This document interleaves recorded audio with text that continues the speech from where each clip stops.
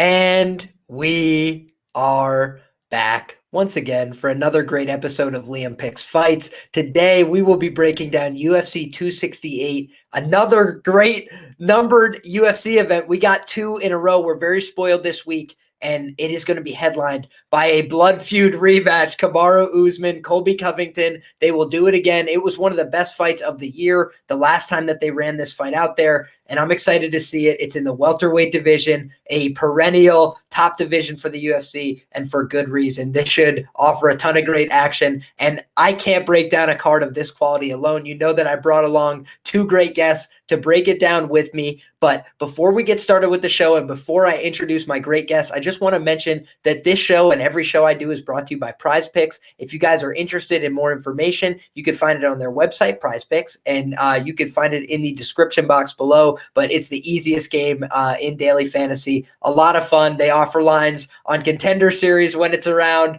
We've been cashing out on Contender Series all season. And in addition, you know, they have it for the UFC, for NFL, all major sports, esports, everything. So go check it out if you're interested and use my promo code Liam for a deposit match, 100% up to $100. But with all that said, guys, let me not waste any time. We will bring in my first guest, Sean Orr, making his triumphant return to the program. Sean, how you doing, my friend? I'm good, Liam. Excited for the fights. We got a good card. Not so sure for betting, but I do have a few spots, and I'm looking forward to hashing it out with you and Tajik. Absolutely. And Tajik is nowhere to be found at this time, but we've already made contact with him, so I'm sure he'll be hopping back in very shortly. But without further ado, we could start on the bottom of this card here with just me and Sean, because I got some action myself, so I'm not afraid to get us started here. And you know, I was kind of surprised when I looked and saw this line, but the fight to end by KO TKO was plus 140 on FanDuel, and I kind of like that spot. You know, I think both of these guys have a viable path to win by knockout. I think both of these guys are power threats. You know, I think the more natural athlete is Ode Osbourne, and he's got the UFC experience here. But Vergara's got a wave of momentum. He's got a lot of knockouts, and he's not just getting them in the first round. He's getting them across his, you know, slate of fights, second round, third round knockouts. I like to see that as well. And so, you know, Ode Osbourne seems like a fighter who's kind of front loaded in terms of his success. And even his failure, you know, in recent fights with the Manel Cop loss, you know, what are you going to do about that kind of TKO loss? But it is a data point against him. It's another fight that ends in the first round. So he's got a lot of fights ending very early. You know, granted, one of those was a submission loss as well to Brian Kelleher. But, you know, just a guy who's got a penchant for ending fights early. I think his preferred method would be the KO. I think Vergara's preferred method would be the KO. And I think somebody's going to get finished in the fight. So I didn't want to overcomplicate things and try and figure out who it's going to be. You know, I think both guys are a little bit defensively void in the spot. You know, I think both of them have better offense than defense. And so for that reason, I'd like to bet violence here. How do you feel about this fight, Sean? Pretty much similar feelings as you have. Both guys, they don't have the best defense. There's a lot unknown about Ode too. A lot of the times his fights are finishing early, either by him losing or him finishing somebody. There's not a lot known about his cardio. There's not a lot known about his toughness. He's a middle school teacher full time, so it's not like he's really hard in the paint doing MMA. It's not like he's at this top gym where I feel like he's going to be making massive strides in between bouts. I will give him some credit. He did play a nice measured game against Manel Cop before eating that flying knee. However, that is the type of fight that Cop lulls everybody into, so you can't really expect that from Cape in this spot. On the other side, Vergara, I'm personally not all that impressed by him, to be completely frank. I do think that his win on Contenders was really impressive, but he's shown some kind of mediocre skill sets on regionals. Not a high output guy, but he does really pressure his opponents and he brings the fight to them. I played the under 2.5. I got not the best line. I got minus 145, so I played it small.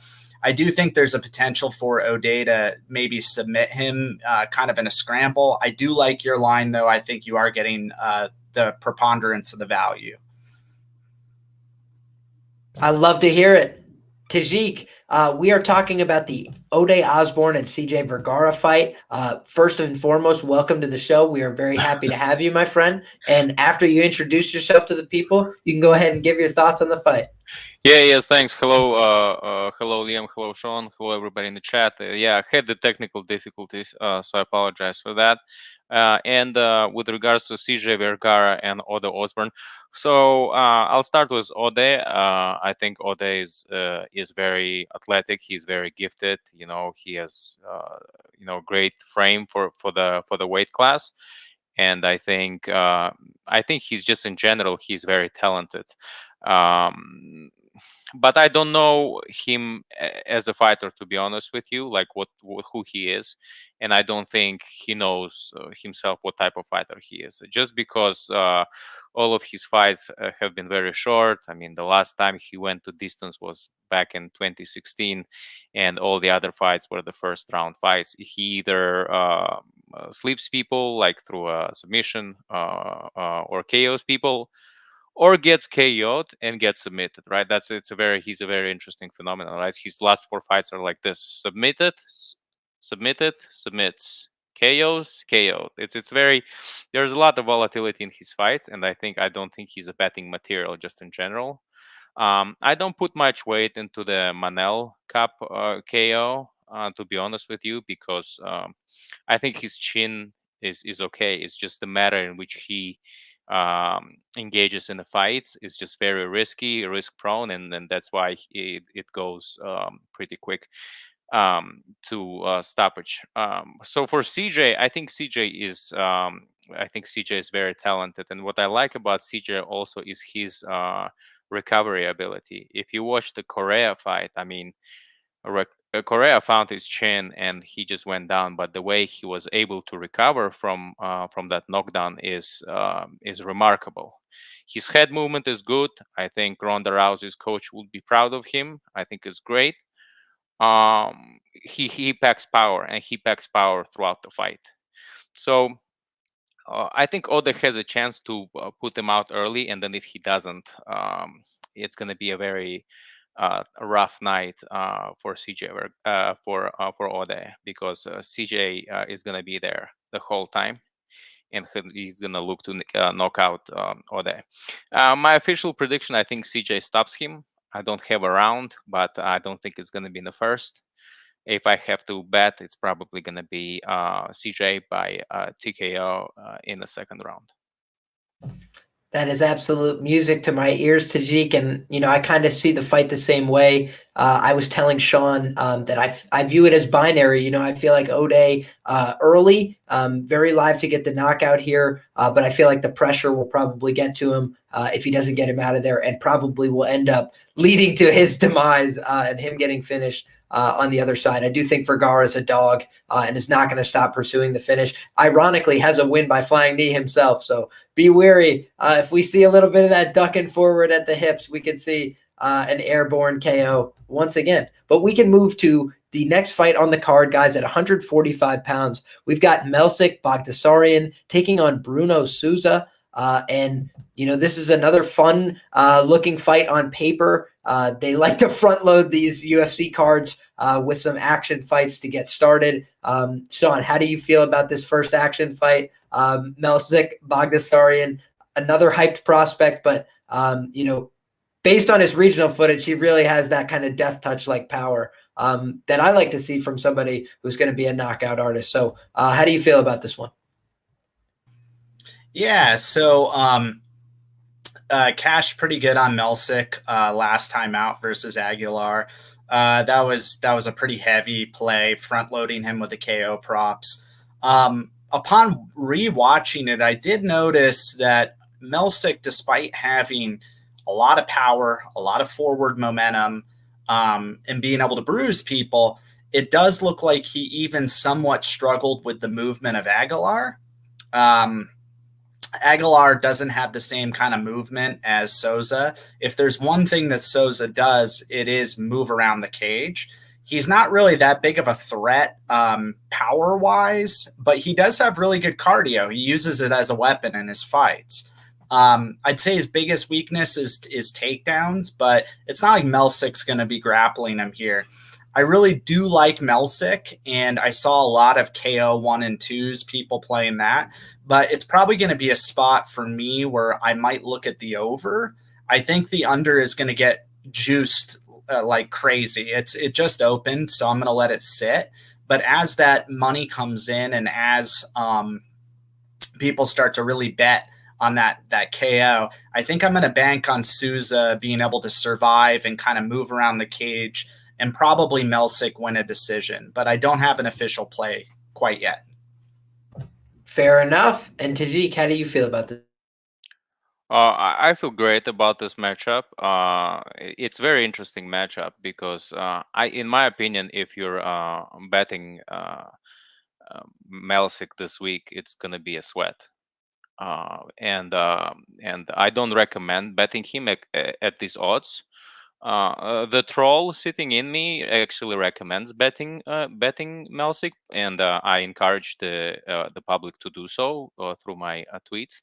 So go ahead, make him a favorite of -350, so that I could consider getting Bruno. And one thing you have to understand about Melsik is nearly 30 years old, right? And his capacity as a fighter, development is peaking, right? And so whereas if you're looking at Bruno, I think it's like 24, 25, and he's going to be making significant improvements fight to fight. So when you watch his tape and you see him, fighting the way he fought the guy who fought for the title in his last fight. Like, he's an LFA champion. And he reminds me actually of Berjalino, like from the last week. He's this herky jerky, wide stance, low volume. You know who I'm talking about, right? Like the what's this guy's name? The Dan White contender series. The guy. So it's the snub, the snub, spinning head kick snub. I was excited to. I think I agree with the fact that they didn't sign him. Also, I think he needs another fight or two, maybe Fury FC, CFFC, and then they can sign him. But they're very similar, right? He's very low volume.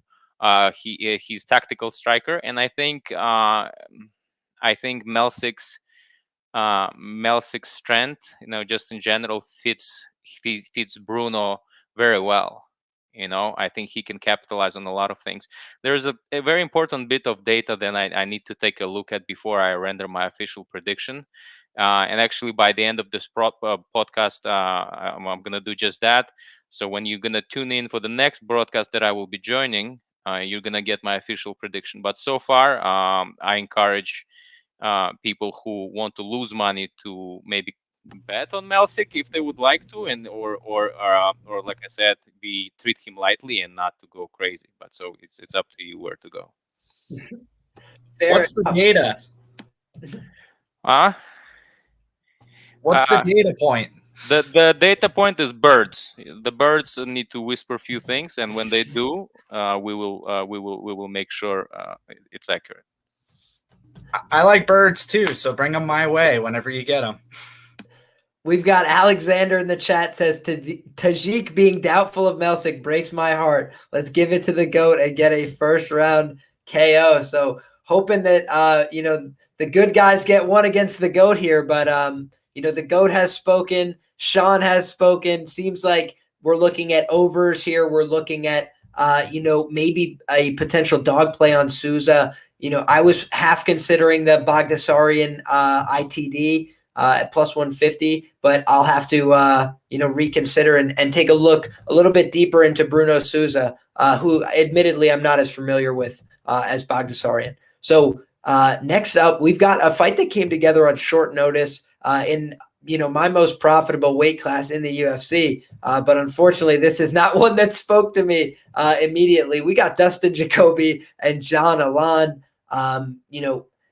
Man, Jacoby, I think, is the short notice replacement here. But he's had a little bit of cardio concerns in the past. So that's something that I don't love on short notice, but he's also aware of that. He took the fight on short notice, so he probably is well prepared if he was willing to do so. So this fight, we're going to kick it to my man Tajik first. How do you feel about Dustin Jacoby and Gian Allan?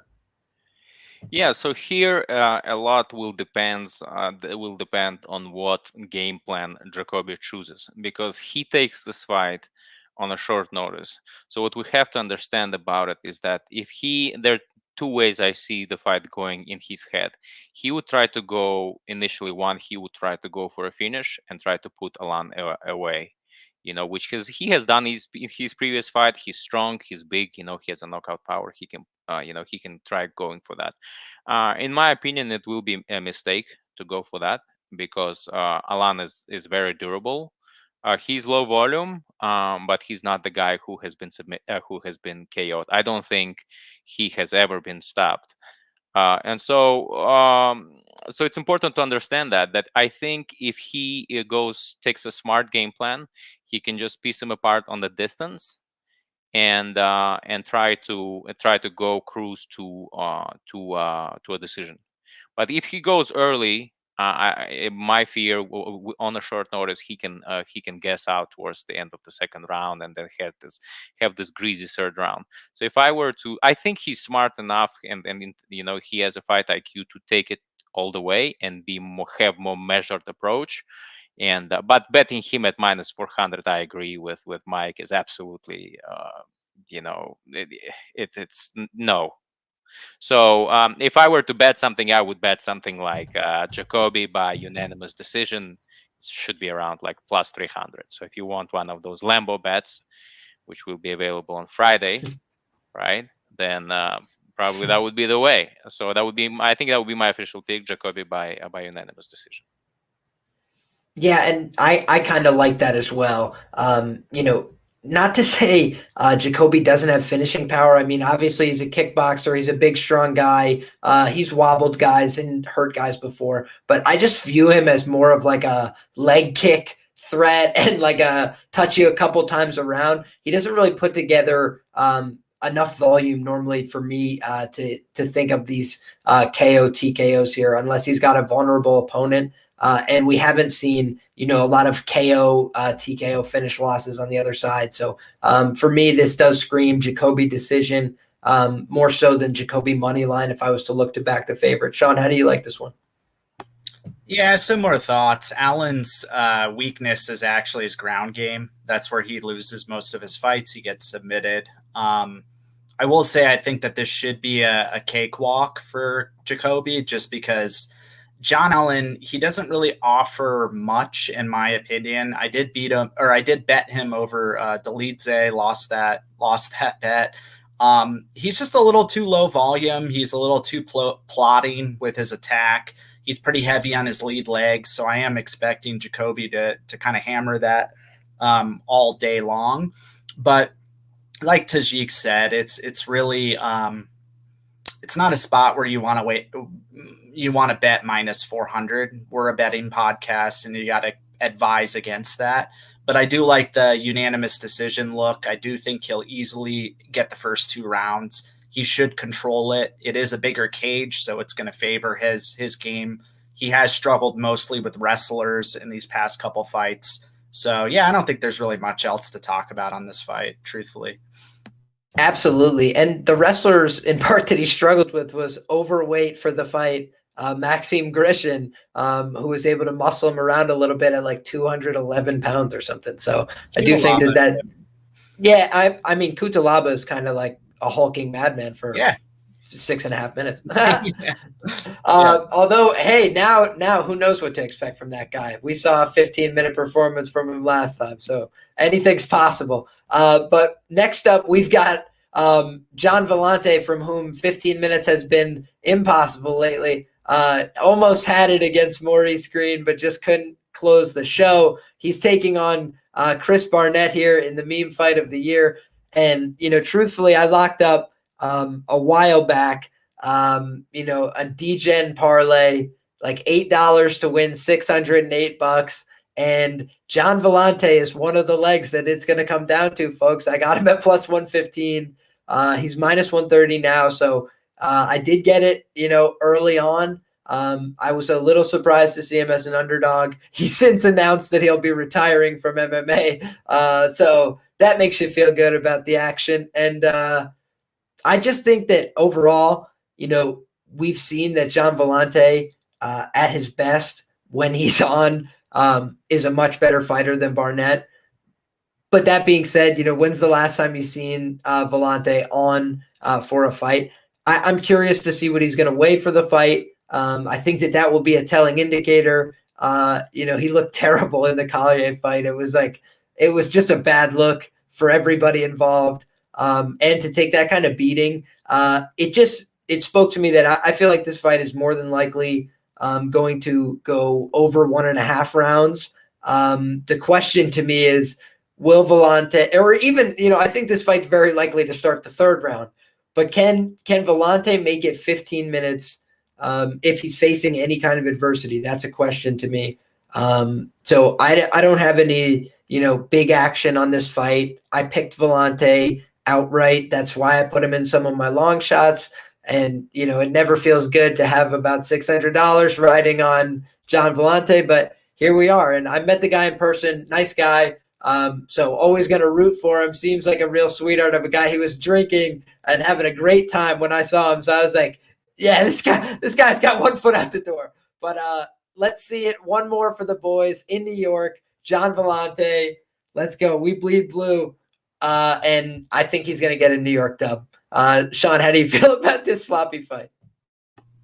I mean, what can you really say here? It's a really bad sign that he said he wants to retire. So I know people are locking up action on Villante. I personally cannot trust him. So Barnett is terrible. I think the overs are probably solid. I haven't looked at the lines, but for all of Villante's faults, it's not really his toughness that lets him down. It's usually his gas tank. And Barnett is not really a marathon runner himself. So I could see this turning into a really, really terrible, sloppy, awful bathroom break that you go to, because this is probably going to be a pretty bad and maybe hilarious. Maybe you'll watch it because you want to laugh. But yeah, no action for me. I like his camp, though. I will say I like that Villante switched it up. He's training with some good guys, but the fact that he said he's retiring is just giant red flag for me personally. Oh, massive red flag. If I didn't have the action already, I wouldn't have it. Tariq, how do you feel about this? I was looking into Gian Villante, into kind of like I was trying to play it in my head how this fight is going to go, and then this news came up that he's retiring and everything. I remembered there was another guy who wanted to retire fairly recently, and it was Matt Brown. He came out and he announced prior to the fight, he said, I'm going to retire after this fight. And then won his fight and said, you know what, let me think about it. So and so with Villante is a little bit problematic, because when he announced the news, the line didn't flip, nothing happened, there was no movement. So I'm trying to find out, like, is he throwing like a fugazi here, like what is he doing out here? I don't understand. But here's the thing, right? He has gas issues, like, for sure. His cardio issues.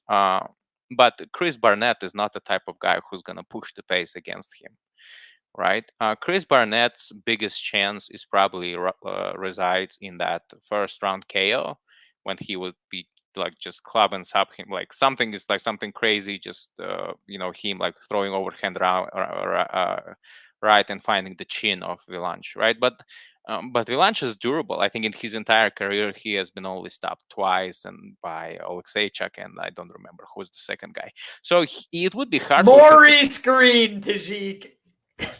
Yeah, that Maurice Green. Yeah, he probably bet against himself into that fight, to get submitted in round 3. But it doesn't matter, right? It's like, here's the thing. What I'm trying to say is that Barnett is not the type of guy who's going to challenge him past the first round. The pace is going to slow down, and this is where I agree with you guys, right? It can go to, over 1.5. It could potentially go into decision. It's not the fight where you want to bet. I mean, honestly, I don't know who wins this fight. I don't have a take, and more importantly, I don't care. This fight, but yeah, because this fight does nothing for MMA, right? This is one of those. If it was like a Pride show, I don't understand this, right? And so I don't have a pick here. I don't have a bet here. Yes, it's very confusing to me to watch this match. And final thing I'm going to say, like a little bit, like giving a little bit credence, like credit to Barnett. Barnett, actually, if you watch the Rothwell fight, he had a high disadvantage, reach disadvantage. He would find Rothwell's chin with a very high frequency. Like his taekwondo skills, his striking skills, he's no joke. I mean, for the guy with his frame, he's surprisingly athletic, and his striking is surprisingly precise. So don't underestimate this And Rothwell guy. is surprisingly bad at this point. I was betting him for a while, just going, what happened? And yeah, it was rightly pointed out to me that he was no longer on steroids. Yeah. So if Villante can time an uppercut for Rothwell, he has a chance to stop him, because Rothwell, what you will notice in that fight, he kind of he measured him. He didn't strike much. He was trying to time his his head movement, and then he found that uppercut on a couple of occasions, and this is where Barnett got discouraged. He threw himself to the ground and got submitted. It's just like submitted himself. Like you didn't have to do anything.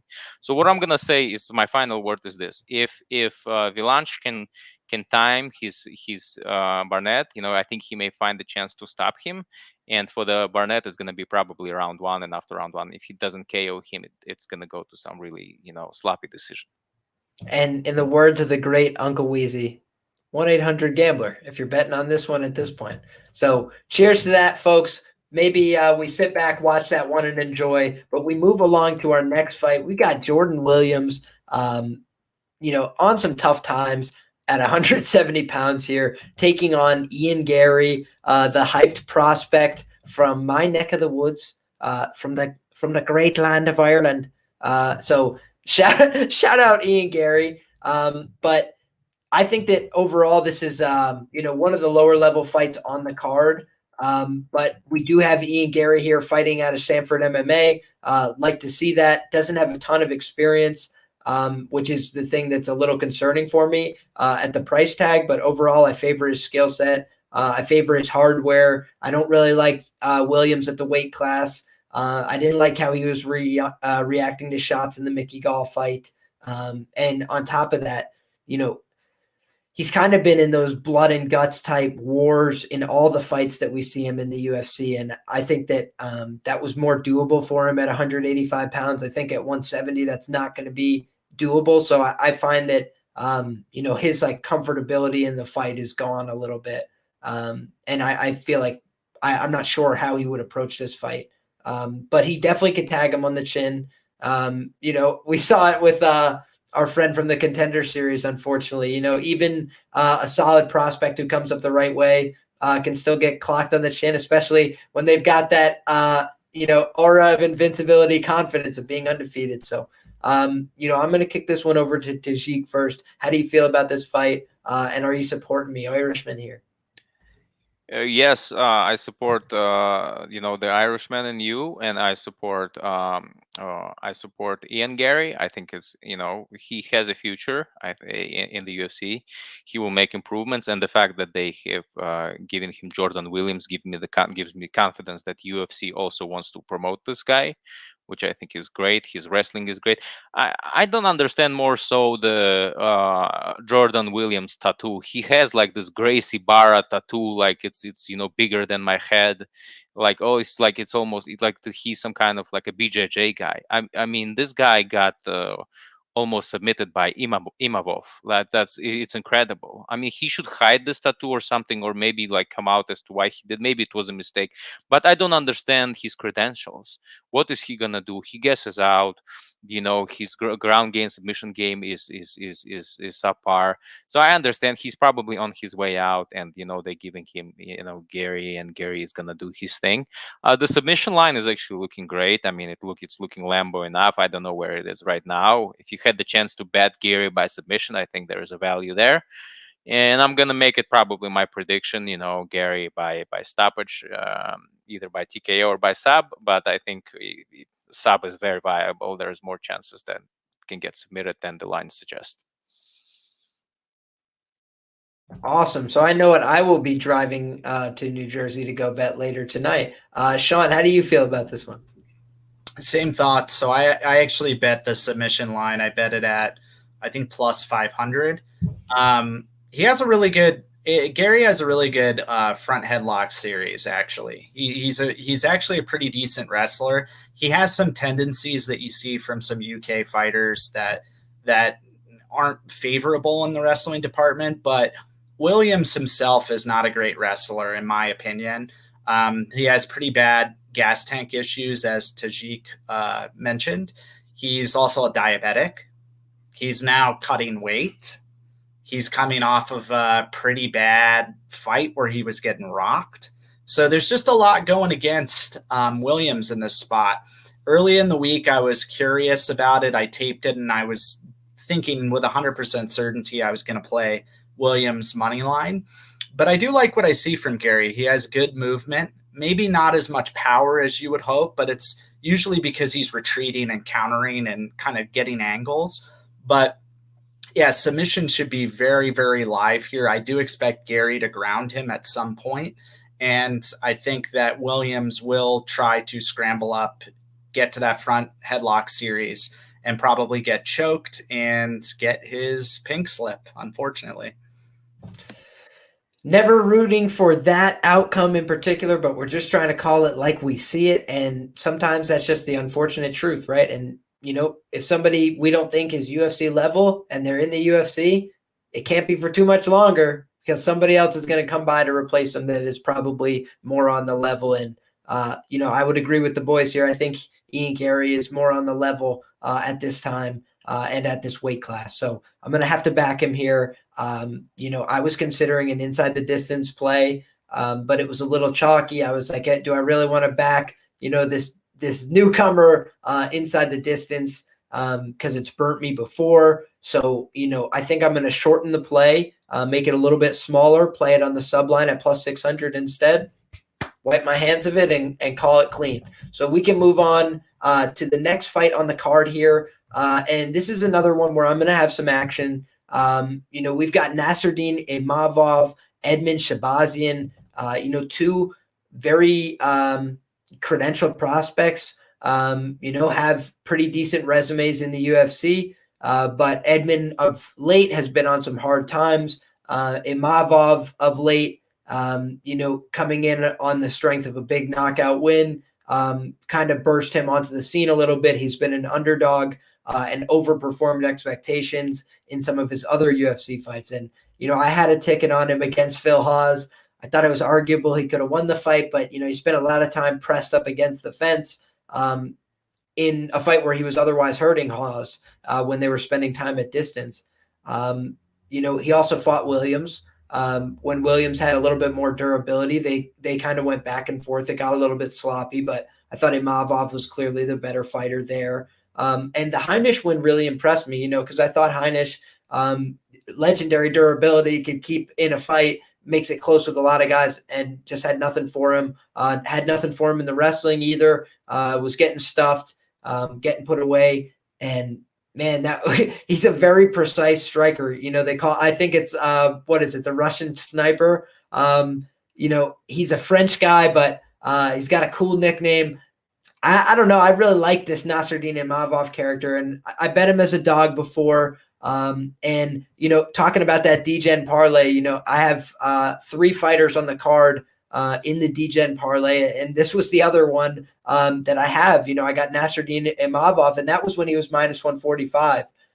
But then the line started creeping back in, and, I saw Imavov down at minus 115, and so I thought that was worth a straight play for me. I think that he should be around a minus 150 favorite in the spot. I favor him in the kickboxing, pretty substantially after 4.5, 5 minutes. I think that Edmen can be good. He can be flashy early. I think he kind of got off the racing blocks a little bit too soon because of the Brad Tavares win. And granted, sometimes Brad is a little reactive with his defense. He's so good at defending the grappling, but sometimes in the striking, he's a little reactive. So I feel like he just got caught watching, didn't see the kick come up and got caught. But I don't think that's as likely against somebody who's as talented a striker as Imavov. I think his head movement's a little bit better and his defensive movements. Granted, he's not the cleanest defensive fighter, but I also trust his durability and his cardio just a little bit more. I rate this as a fighter with decent cardio versus a fighter with very poor cardio. So for that reason, I'll still take the fighter with decent cardio. And I think Imavov's just been showing more improvement fight over fight.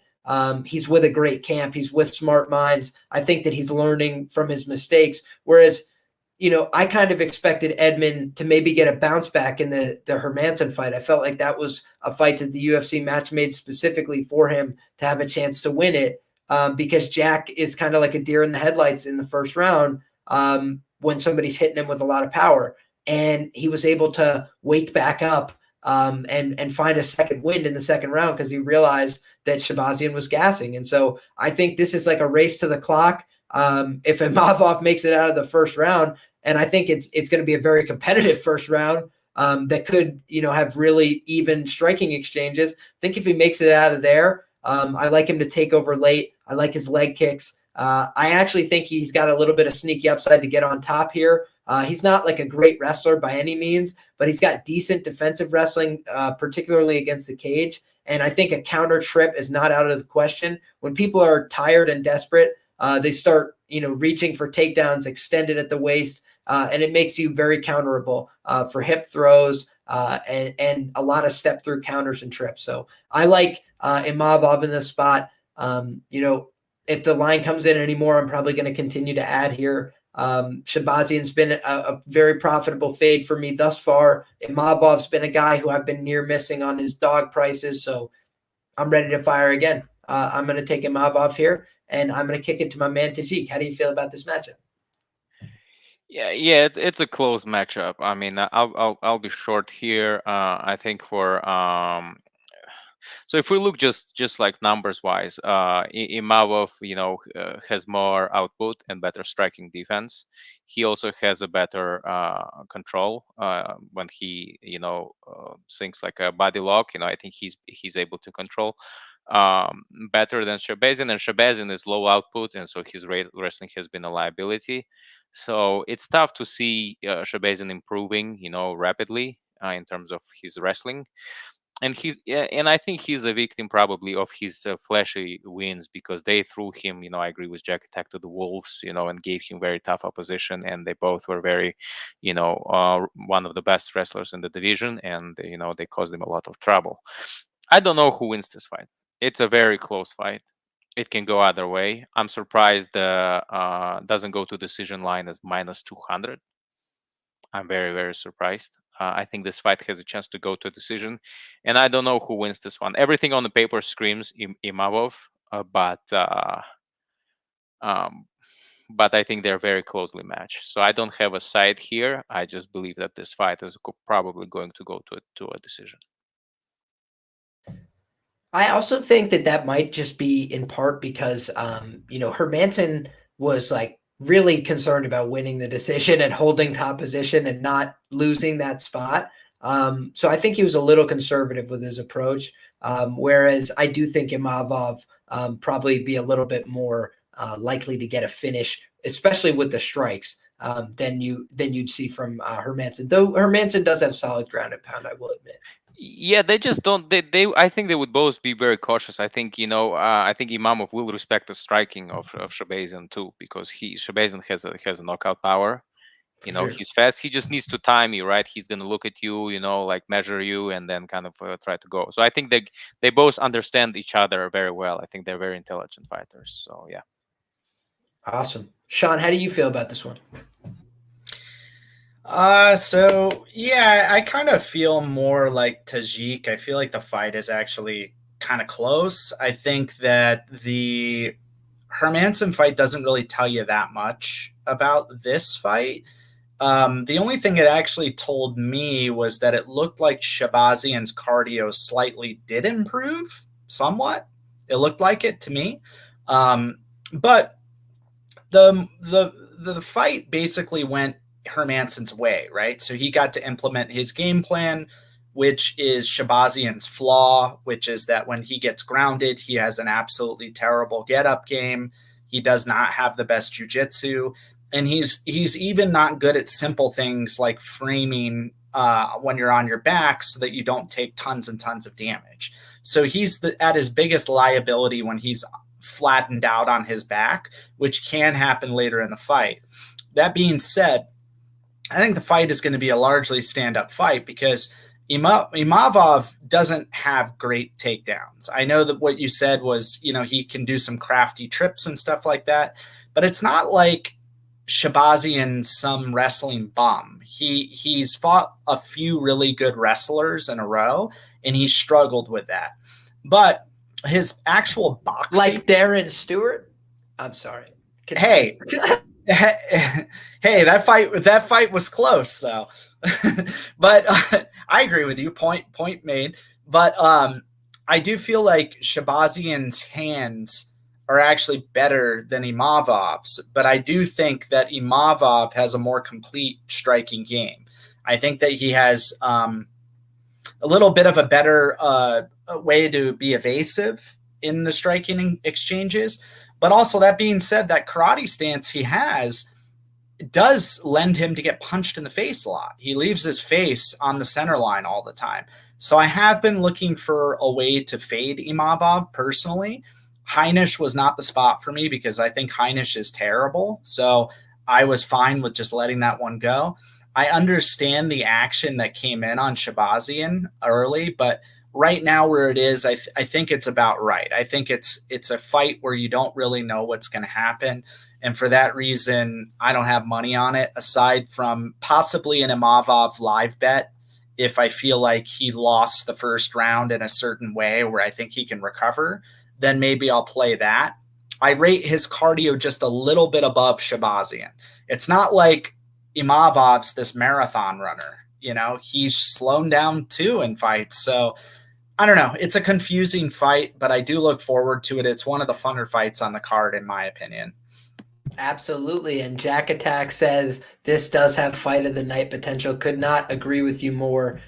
So hopefully we get a great fight. Hopefully it's an absolute banger. And hopefully Nassourdine Imavov comes through for the kid, because you guys don't have action as it seems. So I'm gonna root for my boy out right here. And we got Jack Attack again says Imavov live after round 1 could be a sharp look. I do not disagree.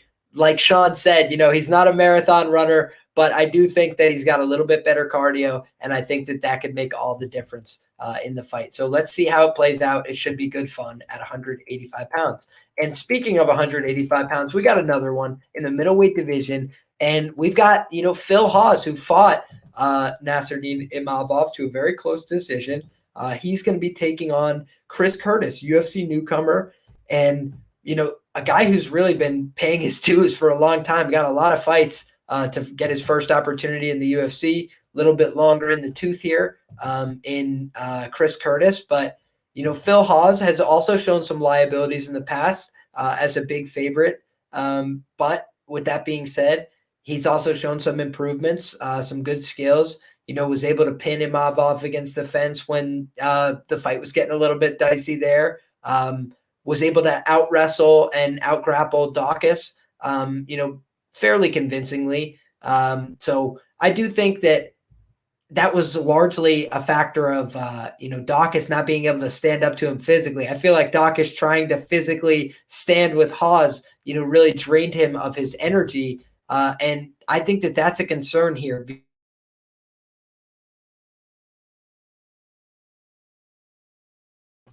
He dead. Oh, sorry about that, lads. I seem to be back. Sorry about that. But what I was saying was that I think that if Curtis gets stuck underneath, Phil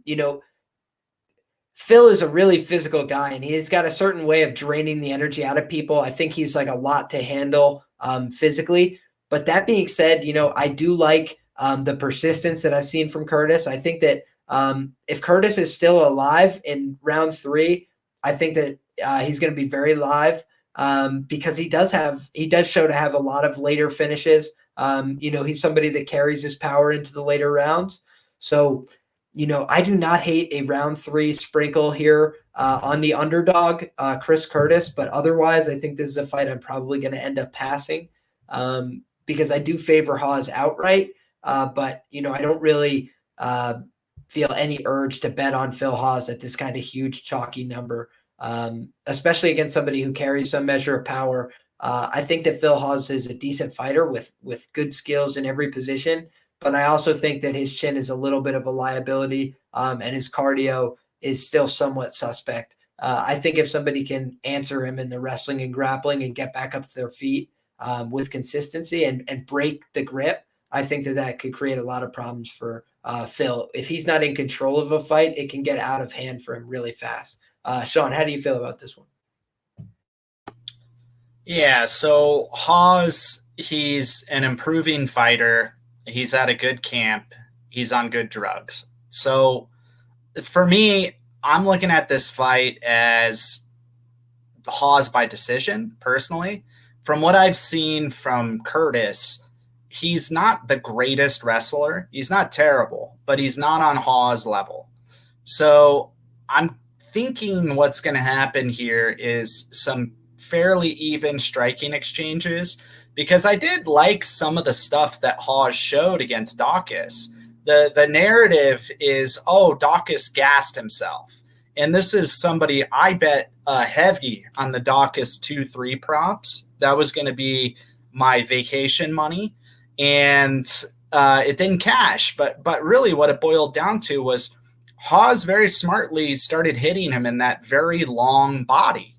That kind of long belly area body that people have, those guys are susceptible to body shots. And Hawes really capitalized on that and wore him out. Now, for this particular matchup, I don't mind the round 3 sprinkle. However, I do think that I'm more inclined to save my money and just live bet Curtis if I'm seeing a typical Hawes gas job in round 2. But as of now, I am expecting a wrestling clinic from Hawes. I'm expecting either a decision or I still need to do a little bit of tape on it, but I am kind of eyeballing that submission line because his submission line is pretty blown out. And I wouldn't be surprised if he was so strong he could snatch up an arm triangle. I just don't know much about his game. But as of now, I have Hawes decision plus 220 for. Fair enough. And that all makes sense to me. It's just that Curtis round 3 plus 2,600 on FanDuel, whereas it's plus 1,400 already being bet down on Bet Online. I'm going to play it small, but I totally get your angle as well, man. I do think that if this fight sees the final bell, it's way more likely than not that Phil Hawes is the one getting the nod. And, I also think that it's probably juice beyond belief. But Hawes, scorecards only, probably also a pretty solid bet because outside of Phil Hawes getting finished, he really does win the minutes of a lot of his fights, even when he's death gassed. He's like so strong, he wins minutes death gassed. So I do think that he is a unique, special athlete. But that being said, we can move on to 2 guys who are older lightweights. Tajik has Tajik. Oh, my gosh. How dare I? We want to hear from you, Tajik. Okay. No, Curtis, my sub? No, it's hilarious. Okay, listen, guys, listen. Okay, I'll tell you something. Like, I'm the guy who bet like Mahi shot last week, right? I'm not betting Curtis this week. I love my underdogs, but I taped Curtis, right? It's going to be tough for him. It's going to be very tough for him. He's up there in age. He's 34. He's past his prime. I think his prime was at the time when he fought in PFL, when he fought Magomed Karimov, twice. I think, those were his good times, but he's past that prime, and Phil Hawes is very, very dangerous. Every time people say whether our debate whether Phil Hawes has a cardio or not, I think it's a wrong way to ask this question. His body frame is so that if you give him trouble wrestling, if you grapple clinch with him enough, he will gas out. I mean, the guy is huge, right? So every time you try, I see, sharps questioning this. He has it or he's not. Like, I mean, look at how he's built, and you'll figure out. I mean, he may come in the best shape of his life, but if you grapple with him, if you wrestle with him, he's just gonna get tired, right? And Curtis, unfortunately, is not the guy who's gonna offer him that, and he's not. I don't think he's wrestling wise. He's gonna offer him a viable opposition. I think the key question here is whether we're going to, the quick question is whether we're going to see the blonde Phil Hawes or not. Because if the blonde Phil Hawes, then you can bet him like by anything. He's going to win. But if not, I think I agree with Sean. I think it's going to go to more likely to go to a decision. So we're going to wait and see for a weigh-ins because, like we say, blondes are on fire these times. And we're just going to leave it at that. But I like Phil Hawes. I think he's going to take it by decision, and I think it's a very good insight from Sean. Tajik, in the Dawkins fight, I kind of noticed on rewatch that Hawes was cognizant of exactly what you're saying, and when he was against the cage, you mean the blondness really or what? Didn't exert the blondness or what? Oh no, the cardio. Oh, the cardio. Yeah. When he was against the cage, he didn't really do much. He kind of just let Dawkins work. And I think that that's smart for him because in previous fights, he was powering his way out of positions and then he would re-engage in the wrestling. But instead in that fight, he just let Dawkins keep switching from the upper body to the lower, to the upper body to the lower. He kind of pepper him a little bit. And then when they broke off, I mean, it wasn't like Hawes was tired at all. In fact, Dawkins exerted the most energy. So I think that might be a smart adjustment that he's making at a better camp now because now he's at Sanford and he's spent a little more time there. So they might be honing his overall game according to his genetic gifts and disadvantages. I agree. Yeah, right. Like I think they want him not to be powerful, but to be smart about the strength that he has, and to utilize his natural gifts. I agree with that. And it takes like really tremendous cardio, to go against such a, built athlete like Hawes. So when Dawkins did it, I think his game plan was correct. But you also need an infinite cardio to press him against the cage and to maneuver him the way you want him, like, and try to take it to the ground. Good luck with that. So unfortunately, like with Curtis is probably not going to be that guy. So, but yeah, I think it's a good test for kind of in general for Hawes. It's a good passing match. I mean, I think he should get this one through the flying colors. Awesome. So there we have it. We are now learning that it was Blonde Brunson that had to walk so Blonde Hawes could run. And I think that, if we see Blonde Hawes, if he's rocking with my man Derek Brunson and changing his style, then anything is possible because Derek Brunson coming out here as a middleweight contender in his late 30s, rock and roll. Salute to him. Gibbs Gang, Baldwin Wallace Wrestling, baby. But with that being said, we can move on to a 155-pound matchup between two veterans, two guys who've been in the UFC for a long time, stacking wood, except of late, it's been Bobby Green, who's been very active, who's been consistent, who's been out there performing. And again, some of these young and up-and-comers, some high-level guys. And Al's been on the shelf since a fight with Dan Hooker that went really poorly for him. Kind of a couple of fights in a row that went super poorly. The Cowboy Cerrone fight as well, kind of a 5-round drubbing to the surprise of me. I don't know about everybody else, but I was a little bit surprised by that outcome. I thought it would at least be marginally competitive. And, some of these wins haven't aged as well for Al as well. You see that Kevin Lee, I believe, is no longer with the organization.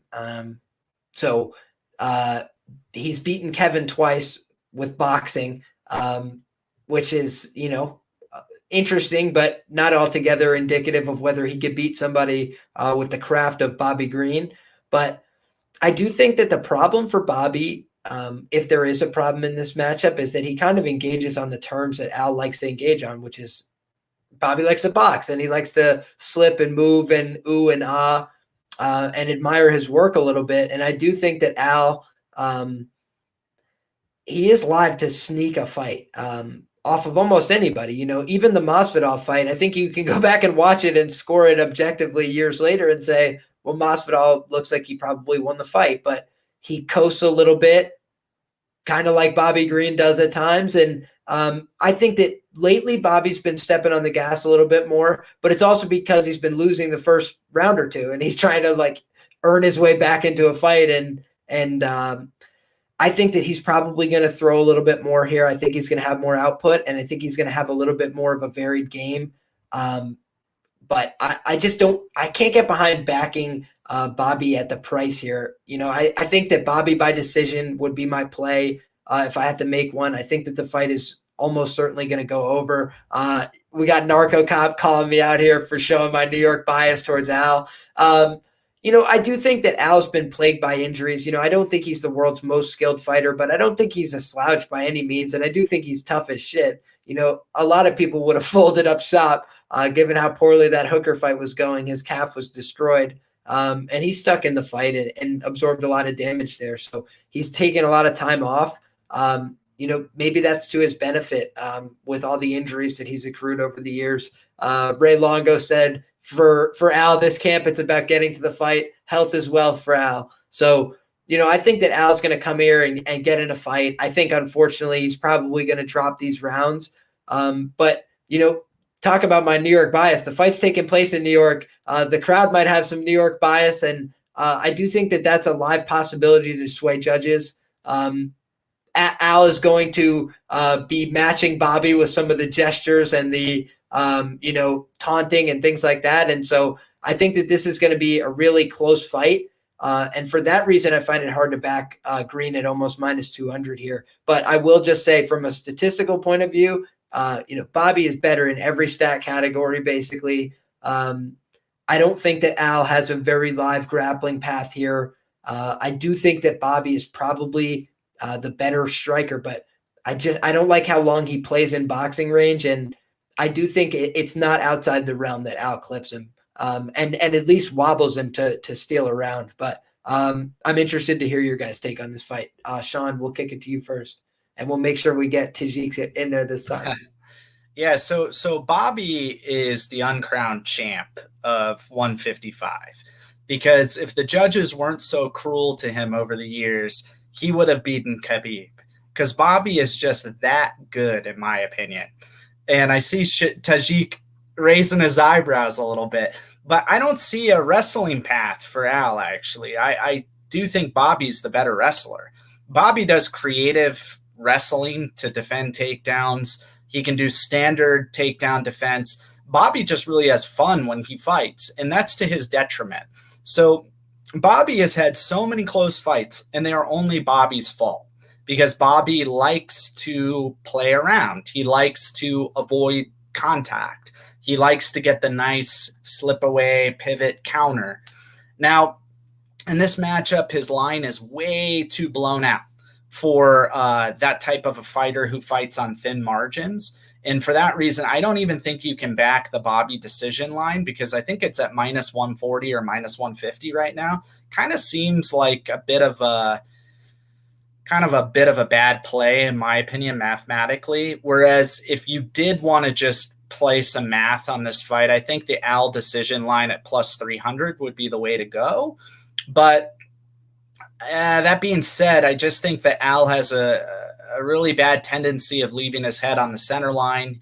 He gets jabbed. He doesn't react well when he gets jabbed. He shows it. He shows it when he gets jabbed. So I think when Bobby is going to be landing, I do think it's going to be scoring. But to your point, he's not going to be dealing with a leg kicker this time. And I do think that the leg kicks that Hooker and Cerrone threw on Al really tossed off his game a bit because he's a pretty two-dimensional, maybe even one-dimensional fighter, and really kind of a right-hand kind of fighter. So he doesn't have a lot to offer Bobby as far as finesse, skill, but Bobby could fuck it up. So I wouldn't back Bobby. Right now it's a pass for me, but I'm looking forward to seeing two guys avoid each other's punches and talk shit all night. Should be fun. And also that Fiziev scorecards were absolutely terrible. 30-27, worst scorecard I've ever seen in my life. I had a bet on Bobby Green. It hurt my soul. Tashik, how about you, my friend? How did you feel about this fight? Yeah, it's an interesting fight because everything on the paper screams that Bobby Green is better. He throws more, concedes less. He's a better wrestler, like Uncle Weezy is saying. So I think he's a dessert favorite. But is he a -200 favorite? Definitely not. I agree with Sean. For a guy who fights on the thin margins like this, to put him this much of a favorite is absurd, and to bet him at these odds is rough. What I like, the line that I like and I would consider playing is Iaquinta by split or majority decision at +1000 on DraftKings, and that's actually an interesting play. I know, guys, the chat is gonna go there and destroy the line. They did it multiple times already, but I think it's fine. We do it for the community, but I think it's a good line. It's a decent line. It could be a close fight. We know Bobby has a better wrestling, but I don't think he will be trying to wrestle. He will try to impress, throw his hands in the air, and talk to him, and like he's winning the fight, but we would not know. It's just, I'm curious to see who the judges are. The one thing, this fight is actually deep, or do we have the judges, by the way? Do we know who the judges are going to be? Personally, I don't, but I didn't check to see if that's so public I'll give you information. guys a quick hint, right? Like, watch the early fights. If the early fight's going to decision, and there's one judge, like, I don't know, Cecil Peoples, like whoever, right? Like giving like the very odd decision, on the opposite way, while the fight is like very one-sided, then you're gonna know that we're gonna have a fun decision night. And so that is gonna be a clue for you. So then, somebody like Iaquinta fights Bobby, and you're like, okay, so you can go split decision either way. Do you see what I mean? So that's the point. You have to be a little bit smart and watch. Yes, Adelaide Bird. There you go. That's the person who actually has a has a Lamborghini. Probably. She it's amazing, right? Like, but here's the thing. Yeah, that would be my take. It's tough to bet Bobby here, and I would consider actually Iaquinta. Mike, if you're watching, I think it's a good Lambo play at +1000. What do you think? Really quick, isn't by the way, I love the play, but it's almost like Adelaide Bird tried to screw up the Qui fight by judging in favor of the opponent on contenders. But then it turned out that the other two judges also favored the other opponent. So it almost screwed Adelaide Bird out of a Lamborghini because she lives off of those split decisions. And there was no way that Qui lost that fight. No, so he didn't lose this fight. Anything can happen, right? Yeah. There's no way Key lost the fight, but Liam lost the bet. Yep. Yeah. No, these are the things, right? Like the outcome of the fight should not, and I want everybody to understand this. The outcome of the fight do not determine whether the bet was good or not. We are here to determine the value plays, find the better position, put our money in a good position. But MMA is volatility laden sport, so that's that. Don't come back. I had people like writing me on Twitter, look at you, this and that. Like, I mean, you saw what happened in the last Dana White Contender Series, and so don't determine the bets by the outcomes of the fight. Absolutely. I'm right there with you.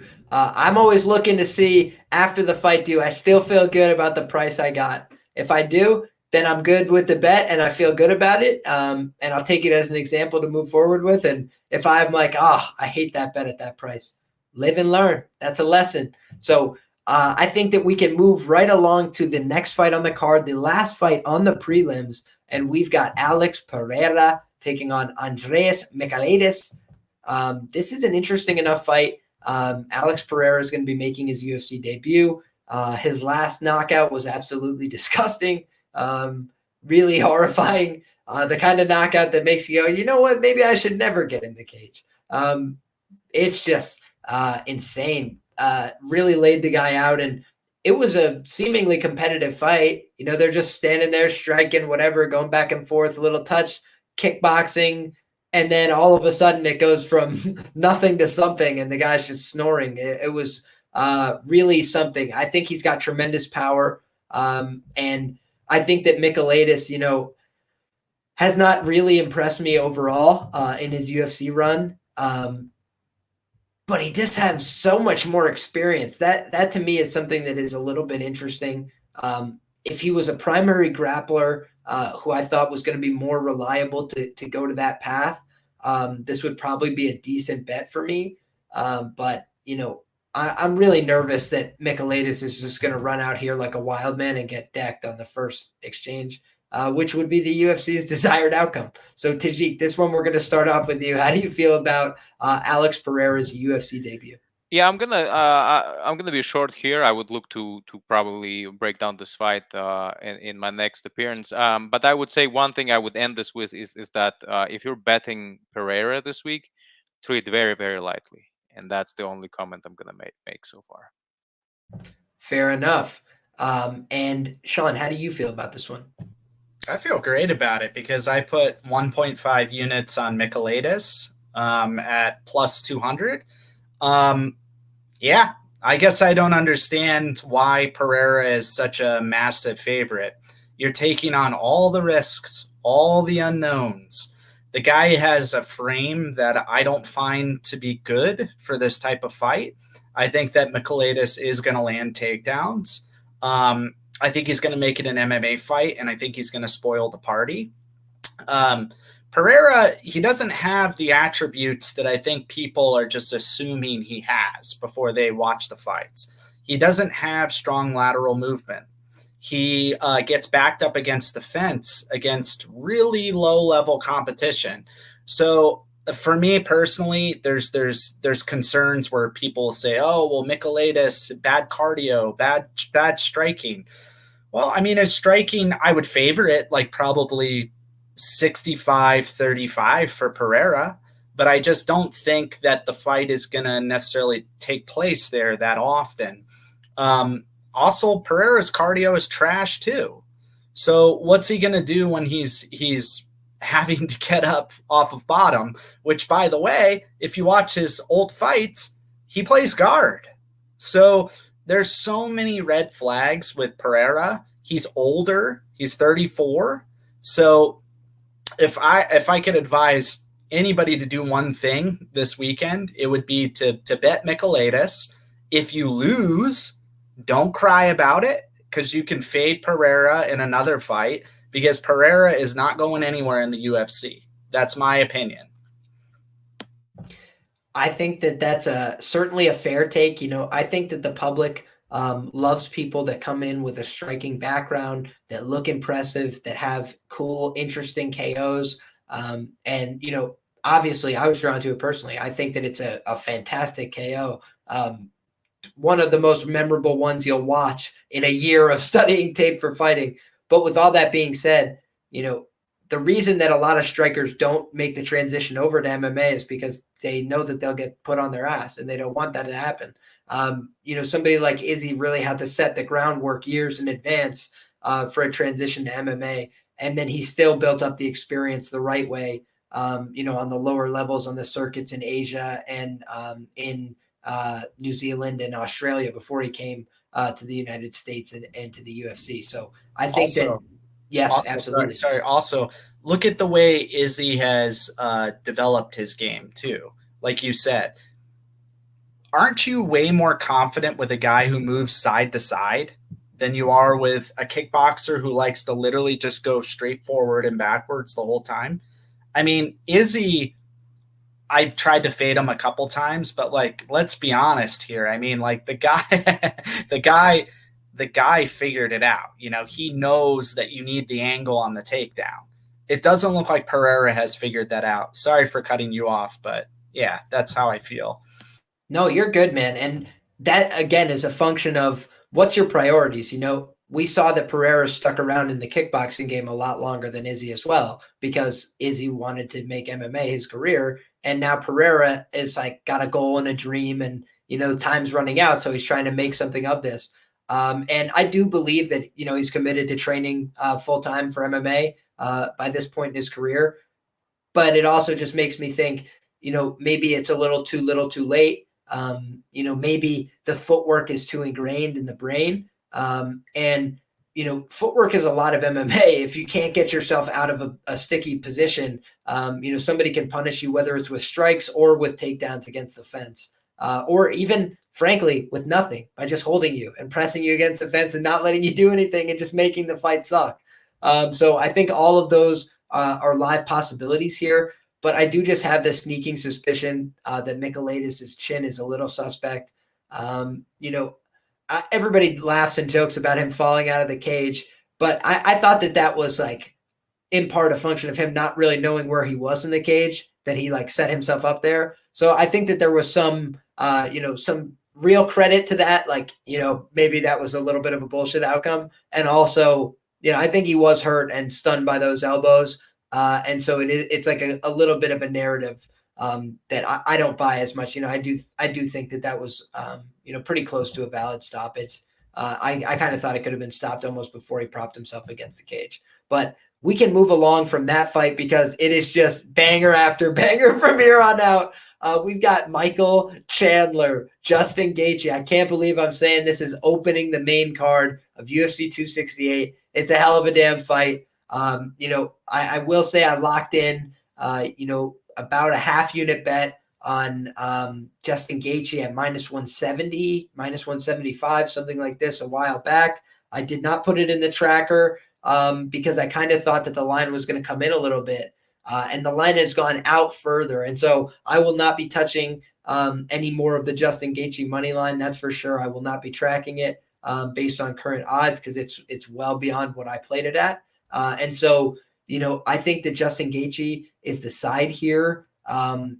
I think that Justin Gaethje is probably a more durable fighter in a lot of ways. I like his ability to stand in a storm and continue firing back. I don't like how much damage he's taken. I do think that it's always viable that somebody will crack him on the chin because he's absorbed a metric F ton of damage over the course of his career fighting like an idiot. But I do think that fighting in an intelligent manner in his most recent fights has really been a benefit for him. So I think that Justin Gaethje, talented guy, dangerous leg kicks, really powerful punches, really good at framing off. And Michael Chandler, I bet on him his last time out. I think he's a good fighter, but I think that the durability cost him last time. I think that the cardio is a function of the durability and vice versa. I think that, he's kind of fallen apart at the seams a little bit. Granted, the Hooker win is impressive and it still looks okay in terms of how it's aged. But I do think that, he's got a little bit of a limited ceiling now in terms of the lightweights he can beat. I thought that Oliveira was a good matchup for him. And I think that this is a tough matchup for him. I think if he's able to take down Gaethje, I'll be impressed and I'll have to reevaluate Justin Gaethje's wrestling. I do think that Gaethje got big brothered by Khabib. I think a lot of guys would and have. And I think that Gaethje is going to be able to stuff a lot of the takedown attempts here if Chandler presents them. And he's pretty good with his defensive footwork at avoiding people's entry. I think Khabib had him so worried that his footwork went to shit. So I think that if we get the Gaethje that we're used to expecting here, I think it should be a good fight, a fun fight, probably a little bit of a back and forth war through a round. But I think that Justin Gaethje is going to counter hook him after busting up the leg and find a finish. So I got Justin Gaethje and I like him to win the fight by knockout, probably in round 2 or 3. Sean, how do you feel about this one? Yeah, so the only guy that wouldn't have gotten big brothered by Khabib is Bobby Green. Just want to put that out there. But the fight that we have here is pretty interesting. So I bet on Michael Chandler over Hooker and over Oliveira. And the reason for that is because of the defense, the hands. So with this particular fight, though, Chandler does like to kind of jump in and out of the pocket. He's kind of this version 2 boxer, wrestler, MMA fighter, and he's not even the best version of that type of fighter. I do think that like an Eddie Alvarez is maybe a little bit of a better version of that type of fighter. Even like weird name I'll throw out there, even like a Jamie Varner, I think is a better version of a fighter like that. But that being said, Gaethje does invite pain. And also, I'm not going to be surprised if Chandler catches some of these leg kicks and takes them down. I think that this is going to be a pretty wrestle-heavy fight for Chandler if he wants to win it. But as of now, I don't have a play on it. I need to look at it a little bit more because, as you said, there are durability concerns. And I think that is always worth noting when you're putting any money on a fight. And Chandler is a glass cannon. Bink. Tajik, how do you feel about this one? Yeah, I don't know. Like, I'm looking at the line right now. I think it's getting a little bit out of control. I have, obviously Gaethje as a favorite. I think he should win this fight. But I'm kind of so far not making it. Have not made any bet. But I think Gaethje is a deserved favorite, and we just haven't seen anything from Chandler at the UFC. To be honest, first round, boom, KOs. Then goes and loses very quickly. So that's that. I don't know what to expect out of him, and I know what to expect out of Gaethje. I think it's gonna closer to the fight day. I'm gonna be able to make some kind of prediction or see if which way to bet. Awesome. I love it. So we've got 50 or so people rocking with us live. Appreciate each and every one of you guys. Just kicked off the main card. We are about to break down Shane Burgos and Billy Quarantillo at 145 pounds. And man, this is a fight for the pride of New York right here. I think that Billy Q, very talented guy, hard worker, put together a pretty impressive UFC resume now. Gavin Tucker loss aside. Shane Burgos on the other side. When I'm talking about a local guy, I mean 15 minutes away, representing Monroe, New York. Shout out Monroe, New York. Shout out Section 9. But just trying to look at this matchup objectively, I think that Shane is the better striker with more varied tools. But what concerns me in every Shane Burgos fight, and I say this as a fan and somebody that is concerned about his health and his safety and his well-being, is the amount of punches he's willing to absorb in his fights, and if this was one fight or two fights against the best guys, I would, temper my expectations here. And that's what a lot of people have been talking about this week, is that it's one or two fights against the best guys in the division. But that's just not the case. I think it was Kurt Hollabaugh dropped him in the first round. I think that Charles Rosa hit him with some decent shots over the course of that fight. Before getting busted up there. I think that Makwan Amirkhani, who, is a good pressure grappler, was able to pick him up, slam him, throw him around, despite the size advantages on the Burgos side, the strength advantages, and what I thought would be some wrestling and grappling advantages in the matchup. So I thought that was interesting. Shane made him pay for that, obviously, but, we've seen more than one time Shane be in these tough spots where he's forced to eat a lot of punches. The Calvin Kattar fight, a fight where he was performing really well, but ultimately the shots up the middle, the uppercuts were too much. Josh Emmett, one of the biggest power punchers in the division, was there to take every punch from Josh Emmett, was there to take every punch from Edson Barboza. And it's just starting to pile up to me. He's a young guy. He's got a family. Want the best for this guy. I think that giving him Billy Q is, the UFC trying to give him a little bit of a step down in competition. But I also think it's like, don't give the guy who has a problem with getting hit in the head too much, the guy who will throw a million strikes in a fight.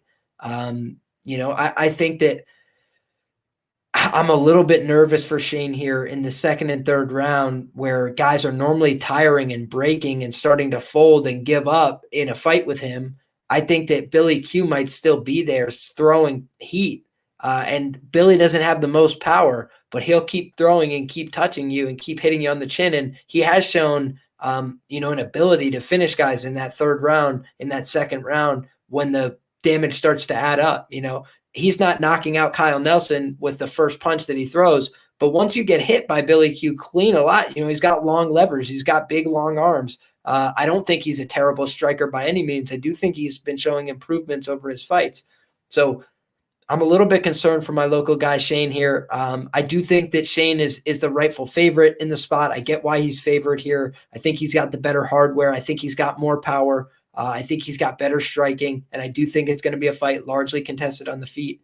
But I'm just a little worried that my man Shane's been eating too many shots. And he's coming back pretty fast in this fight as well. Didn't take a tremendous amount of time off here. Narco just mentioned that as well in the chat I'm seeing. So I'll put that up on the screen. But, I like Shane, rooting for him big here. I have a sprinkle on Billy Q round 3. I have a sprinkle on Billy Q rounds 2 and 3 because I feel like as this fight progresses, it's possible that Billy Q's volume is going to cause problems for Shane. But with that being said, I'm going to be rooting for Shane. This is Section 9 versus Section 6, a match I lost on my own volition at the state tournament in 2016. But I'll tell you something. Shane Burgos getting one back for the boys. Section 9 will rise again. Sean, how do you feel about this one? Yeah, so this is a big step up in competition for Billy Q. I understand all the concerns on the Burgos side with his durability, but that's kind of just the way Burgos fights. He likes to bait you in. He likes to stand in front of you because he likes to slip and then counter you to the body and go up top. So it's just a product of the way he likes to fight. Now, I think at the current odds, I think it's a must-play Billy Q if you are wanting to play the mathematical side of this. But I do think that Shane should win this fight because I think that he is more technical. I think if he implements a game that's diverse, including kicks and including takedowns, I think he should look to do that. I think that he can make this easy. If Shane decides that he wants to do a typical Shane fight where he wants to make it very exciting, he's going to put himself into danger. But if you look at 2 Billy Q fights in particular, the one against Gavin Tucker and then the one against Kyle Nelson, when both of those guys just sat there and waited for Billy Q and chose their shots, they had a lot of success. And I know Kyle Nelson sounds a little bit weird, but go back and watch the beginning of round 2. When he would let him come at him, because Billy just does this very predictable crash the pocket thing where he tries to create chaos. A more technical fighter can really expose flaws in his game plan. Now, Billy Q he does have some momentum right now. He is training his boxing with Antonio Tarver, so he does have some really smart minds around him. And I'll probably end up betting Billy Q just because of the line. But I do predict that Shane is going to win this fight if he actually does the proper game plan, kicks, wrestles, and punches. So I think Shane by decision. Awesome. I'm glad to hear that we've got a sharp who is picking outright my local guy, the pride of Section 9, Shane Burgos. Tajik, how do you feel about this one? I don't know. I think it's going to be a close fight. And so I think to me, Burgos, Billy Q has probably more ways to win this fight. I understand Shane bet here, but I haven't made up my mind, so I'm gonna keep it short, and I don't have a bet as of yet. But I slightly lean towards Billy Q. All righty, there we have it, folks. So we're all a little bit concerned here at the odds, thinking that maybe Billy Q is the side given the number, but ultimately me and Sean are still going to lean with Shane Burgos, and I am going to be a complete homer and root for him outright. Screw them Buffalonians. I'm just kidding. We welcome everybody on the show, and all of us New Yorkers got to stick together, but not on Saturday night. On Saturday night, Section 9 will rise again. We've got Frankie Edgar, another Northeast legend, taking on Marlon Chito Vera, who's been making his ascent in the UFC. Got one back over my homeboy, Davey Grant. So We're going to start off with my man Tajik on this matchup. Is this a fight that you're interested in? How do you feel about this matchup? And will you be taking action? I think I will be taking action here. I actually like Marlon Vera by decision here. I think he's a little bit underrated, and for Frankie, the path to victory seems limited. I don't think he's gonna be successful wrestling Vera and standing up. I think Vera once he warms up and once he pushes the pace, I think it's very hard to beat him. So he has good submissions and he has a good punching power, and I think it's viable that he's gonna take this one. And I think the good play here would be Marlon Vera by decision. Fair enough. And I do think that this fight is more often than not going to see the scorecards. So on that point, I definitely agree with my man Tajik. Sean, how do you feel about this one? Yeah, a little bit of a different take. I think that Marlon Vera shows a tendency to kind of give up his back. We've seen it a few times, and I think if Frankie is smart here, he's not going to necessarily look to take it down, but he's going to look to grind him from behind. He's going to look to take his back and grind him against the cage. He's 40 years old, so you know what you're getting. It is a guy who has seen his best years already. But that being said, I don't rate Chito Vera very high personally.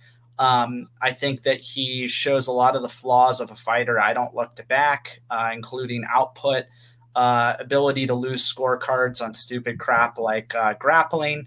And I locked in a play. I did a half unit on Frankie Edgar money line and then a half a unit on the decision prop.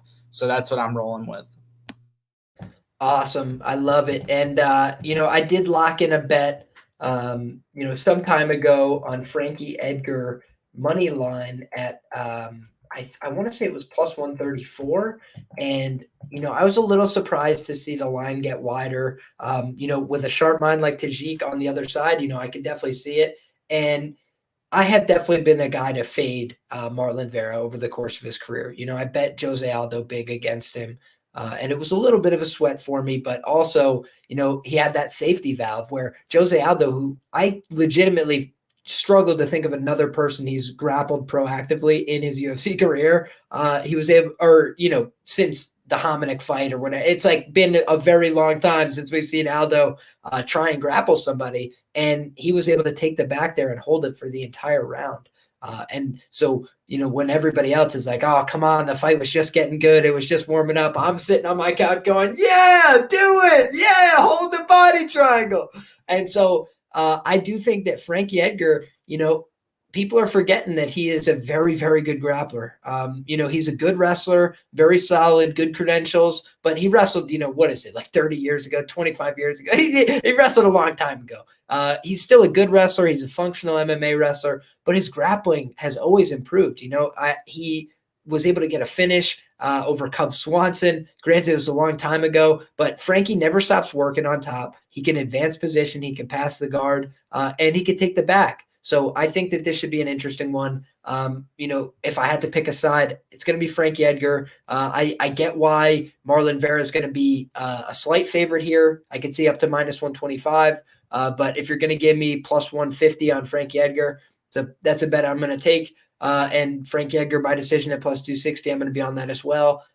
Debating my unit sizing there, but those are some plays that I'm looking at, and I think I will be on them come fight time. So I like the answer, Frankie Edgar, to solve Marlon Vera for 2 of 3 rounds in a 15-minute fight. I think his cardio is still tremendous despite his age, and the ageless wonder, Frankie Edgar, one more time for the boys. In New York and New Jersey, he's undefeated, as Jack Attack said. Hopefully that plays in our favor. So next up, guys, we've got Rose Namajunas taking on Weili Zhang, and I know that my man Tajik's got a heart out here, so we're going to move quickly through this fight, but I will just say this. I had a bet on Weili Zhang at minus 200 that looked very square when she got wrecked and kicked in the face. And so I went back to the well here. I went small at plus 108, but I got to be honest, guys, the more I digged into the tape, I think plus 100 on Rose is not a bad look in the spot. And the reason being is this. Zhang Weili at her best is a little hittable. for my liking. I went back through her fight tape today. This is one of the fights that I went back in the most detail. I had notes on a lot of these fighters, but Zhang Weili, I wanted to see it, to see if I should add to the bet, to see why the line was moving in my favor. And I hate when a line moves in my favor and it doesn't give me confidence.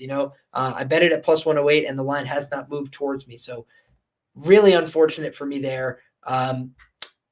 But I think that Weili has a path here if the fight gets extended. I'm just worried that she's so hittable in the first 2 rounds here that Rose will be able to pick her spots and eventually find a finish. Tajik, we're going to kick this one over to you first, my friend. How do you feel about this matchup? I feel great actually about this matchup. The first fight between Weili Zhang and Rose Namajunas actually didn't tell me much. I don't care about that Weili got KO'd. I knew that all along. I think Rose has the best KO ratio in her division, knockdown ratio in her division, close to 1 knockdown per fight, which I think is impressive. I think Weili will be cautious. She's training a lot of wrestling. I think the key to the victory here is to clinch up with Rose and make her tired. Go for dirty boxing, try to move her around, to take her down. Maybe I don't think she will be super successful at that, but in taking her down and dominating her. But I think what she can do is to try to put some pressure on her shoulders, make her uncomfortable, because the way Rose fights comfortably all the time is on the distance, and in the distance she can beat anybody. She beat Joanna Jędrzejczyk, she beat everybody. So standing up, she's phenomenal. And so what I'm going to say is this: I think for Weili, she has to clinch. She has to close because she's she's shorter. Her reach is not there, and so that should be her game plan. And I think she'll be able to do that. The bet I like here is actually Weili by decision, and I'm going to pick her. And that would be my official prediction. I like it. And my only concern for you there, Tajik, is just that, I do think that Rose has been broken a little bit down the stretch in some of her fights. Granted, the Joanna fight, that wasn't the case. And that was a fight that went 5 rounds. But I would argue that even in the Andrade fight that went 3 rounds, she was, she wouldn't have come out for a 4th round with a smile on her face. I can tell you that. So I do think that there is a finish potential here, but I think Zhang's going to have a conservative game plan. I like where your head's at on Zhang by decision. Sean, how do you feel about this? Yeah, I think as far as betting goes, you can really just wait to see how the fight plays out and then bet Weili if the fight gets extended. Because like Tajik said, Rose does have some cardio issues. To her credit, I think she fought Joanna twice and beat her twice. So Rose, when she does kind of know what she's doing in a certain fight, she's pretty good about implementing a game plan and winning the fight. I do agree with Tajik that there's not much to be learned from a first round head kick knockout. I mean, that's a pretty small adjustment that can be made in training camp. And now that Weili is training at Fight Ready, you guys heard last week, I don't like fading Fight Ready people because they got something cooking down there. And I think it starts with a P, it ends with a D, and it has an E in the middle of it.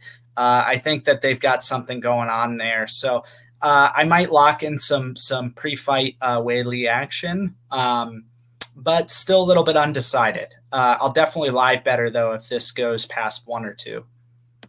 All right, boys, you're swaying me. Now I'm back. Now I'm laying chalk. Now I'm betting 10 units or something. I'm kidding, but that at least makes me feel better to know that I've got some backup here, some of these sharp guys that I bring on the program to try and break down these fights with me. They're seeing what I'm seeing. Weili Zhang, if the fight gets extended, has a lot of advantages, a lot of physical tools, probably the better cardio here. So a lot of upside for her if the fight gets extended. Hopefully, knock on wood, we could get a little bit of a different outcome than last time, at least get to see the fight play out so we have more data, more answers moving forward when we're trying to bet these fighters. But guys, I know what you came here for. You came here to hear how do we shake out on the most controversial matchup of the week. The promo, I was getting stuff for it in the comments since we started this stream. And I get it, guys. If you're on the Nigerian Nightmare Kamaru Usman, who could blame you? He is the pound-for-pound #1 fighter in the UFC right now,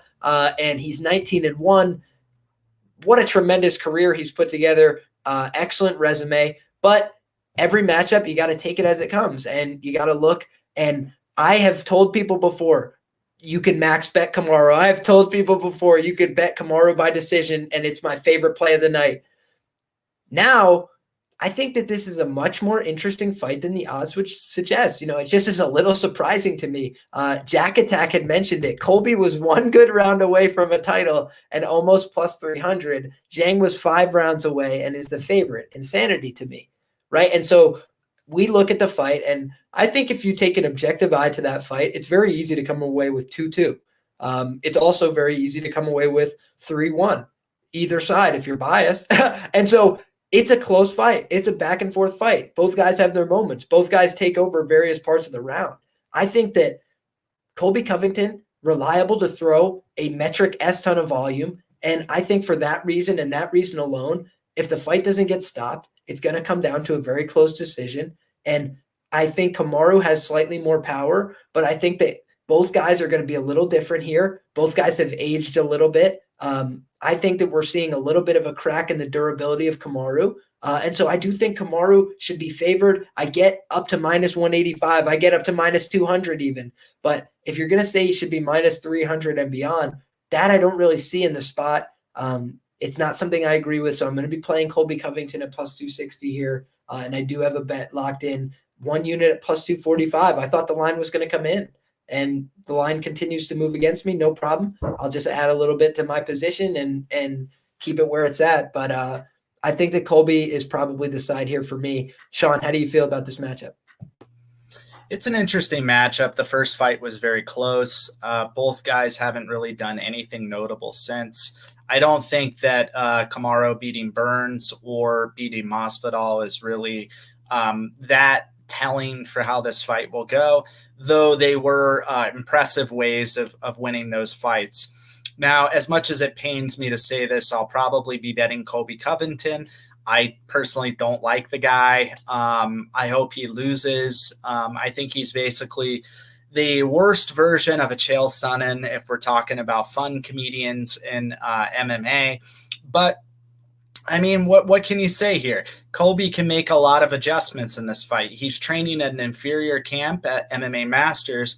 But that being said, MMA Masters does one thing well, and that's kicks. So if Colby has added a better kicking game, and if he's looking to mix in some takedowns and try and make this a more endurance-based fight, as opposed to taking right hands flush on the face the entire time, I think that he does have a reasonable path here. I'm going to agree with the comment, Jack Attack. I think that it's a bit absurd that the line is this wide considering how the first fight went. But I also get it as well. People think that Usman has made this massive improvement.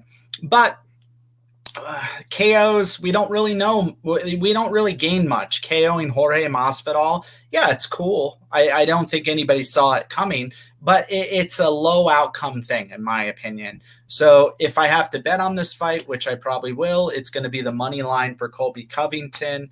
And let's go, trash person. Let's go.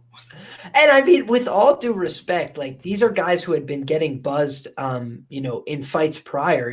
Gilbert Burns had been getting buzzed by other welterweights prior to that fight. And the same thing could be said for Jorge. He got dropped badly by Darren Till before recovering and knocking him out. So it's like, yes, Jorge can recover, but he can also get dinged on the chin. So I think that the rumors of Kamaru's total transformation into a world-class boxer have been greatly exaggerated. Tajik, how do you feel?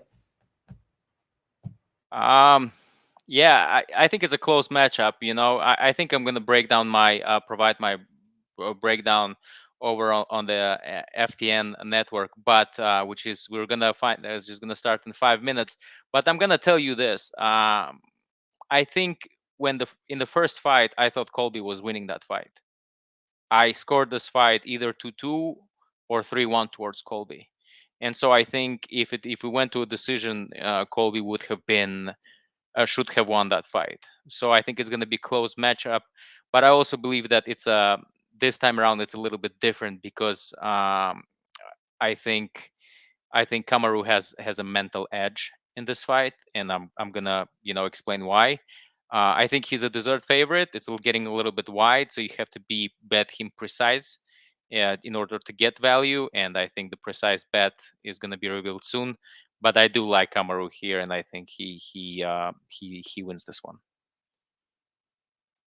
Well, there it is, folks. We got 3 picks on Kamaru. All in agreement that maybe the line's a little bit wide. Seems like me and Sean are going to end up with some plays on the Colby Covington side. And again, these aren't personal endorsements. I'm not betting on my favorite fighters. If so, we'd be probably max betting the Shane Burgos side over here. Freaking love that guy and rooting for him to do well. Just trying to snipe out value when we see it. It's us, all of us good guys. That's me, that's Sean, and that's Tajik, and that's every one of you watching this show live, watching this show after the fact. Appreciate each and every one of you guys. Means a ton to me. If you guys want to support the show, go ahead and like this video, get subscribed to my channel, go ahead and find my guests on social media, find all their information in the description box below. Make sure you go support them, and make sure you go support my man Tajik. Going to be going on FTN. Those guys, very smart guys. Jonah's been featured on my program before. So want to kick it over to you guys with a big thanks to both of you guys for coming on the program. Let the people know where they can find you, starting with my man Tajik.